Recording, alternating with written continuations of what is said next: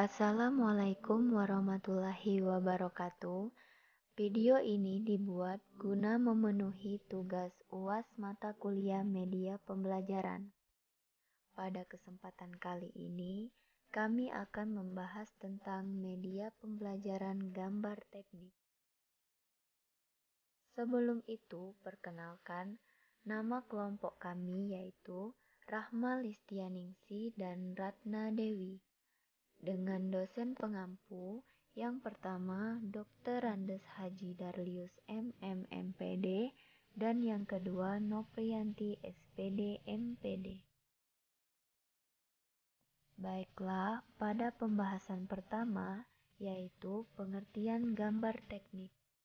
Gambar teknik adalah gambar yang dibuat dengan menggunakan cara-cara, ketentuan-ketentuan, aturan-aturan yang telah disepakati bersama oleh para ahli teknik. Di dalam teknik mesin, ketentuan-ketentuan dan aturan-aturan tersebut berupa normalisasi atau standarisasi yang sudah ditetapkan oleh ISO atau International Organization for Standardization, yaitu sebuah badan atau lembaga internasional untuk standarisasi. Yang kedua yaitu fungsi gambar teknik. Gambar teknik memiliki fungsi sebagai gambar yang memuat segala informasi teknis dari suatu benda. Fungsinya adalah menerangkan data teknis yang mencakup di antaranya ukuran dan dimensi benda, visualisasi suatu benda, material yang digunakan, alur proses suatu pekerjaan, dan lain sebagainya, yang berfungsi memudahkan dalam proses pembuatan suatu benda, proyek, atau suatu konstruksi. Yang ketiga yaitu macam-macam alat gambar teknik. Yang pertama, meja gambar. Yang kedua, kertas gambar. Yang ketiga, pensil gambar. Yang keempat, penggaris set. Yang kelima, jangka. Yang keenam, busur derajat. Yang ketujuh, mal. Selanjutnya, pengertian meja gambar. Meja gambar terdiri dari dua bagian, yaitu papan gambar dan standar atau rangka penyangga.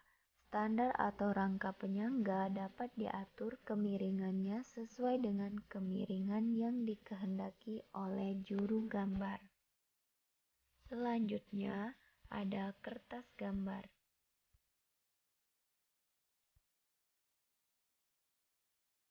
Kertas gambar yang sering digunakan adalah kertas putih atau kertas pada larang atau kertas manila dan kertas kalkir.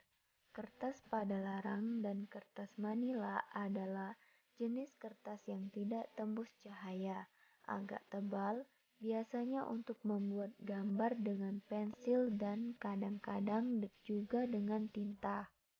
Adapun kertas kalkir adalah kertas yang tembus cahaya atau transparan, biasanya untuk membuat gambar dengan tinta yang merupakan proses lanjutan dari pembuatan gambar dengan pensil untuk mempermudah dalam penggandaan atau reproduksi. Ukuran pokok dari kertas gambar adalah A0, mempunyai luas 1 mm kuadrat. Apabila kertas A0 dibagi menjadi dua bagian sama besar, kita dapatkan ukuran kertas yang lebih kecil yaitu A1. Arti A1 adalah kertas A0 yang dibagi satu kali. Begitu seterusnya. Apabila kertas A1 dibagi menjadi dua sama besar, menjadi kertas ukuran A2. Kertas A2 menjadi kertas A3. Kertas A3 menjadi kertas A4 dan kertas A4 menjadi kertas A5. Selanjutnya yaitu pensil gambar.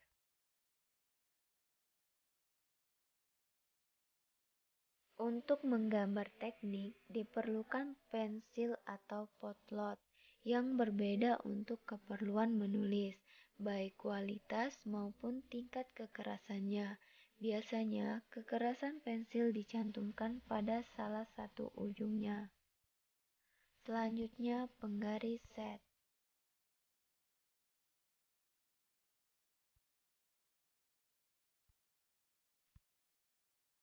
Mistar gambar mempunyai dua bagian, yaitu bagian mistar yang panjang disebut daun mistar, dan bagian mistar yang pendek disebut kepala mistar. Sudut antara bagian daun dan bagian kepala mistar sebesar 900 siku-siku. Penggaris segitiga adalah alat untuk menarik garis, mempunyai salah satu sudut 900 siku-siku.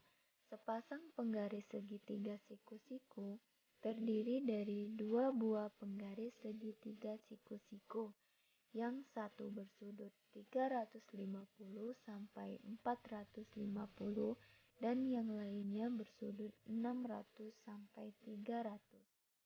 Pada sisi siku-siku penggaris segitiga diberi garis-garis skala ukuran. Salah satu sisi siku-sikunya berskala ukuran milimeter dan pada sisi siku-siku yang lain berskala ukuran inci. Selanjutnya, jangka.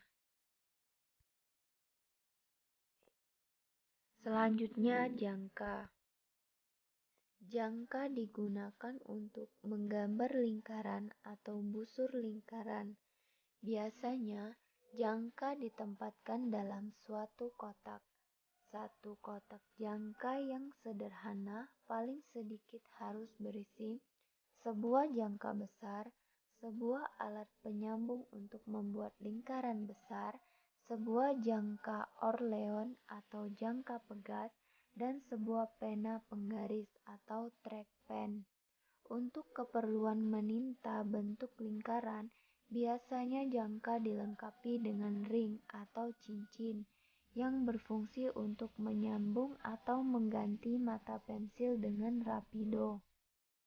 Di samping kotak jangka yang sederhana, ada kotak jangka yang sedang dan kotak jangka yang lengkap. Selanjutnya, busur derajat.